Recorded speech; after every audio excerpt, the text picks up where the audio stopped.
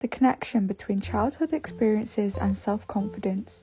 Our early years play a pivotal role in shaping who we become as adults, including our self-confidence.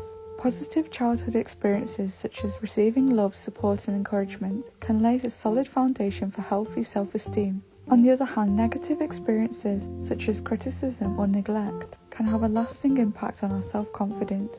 Children who are encouraged to explore and take healthy risks are more likely to develop confidence in their abilities. However, children shielded from failure may struggle to handle setbacks later in life. Positive social experiences during childhood can help foster a sense of belonging and build self-confidence. Bullying or exclusion can erode self-confidence and self-worth. A growth mindset installed during childhood allows us to view failures as an opportunity to grow. Feeling valued and respected in childhood builds a strong sense of self-worth.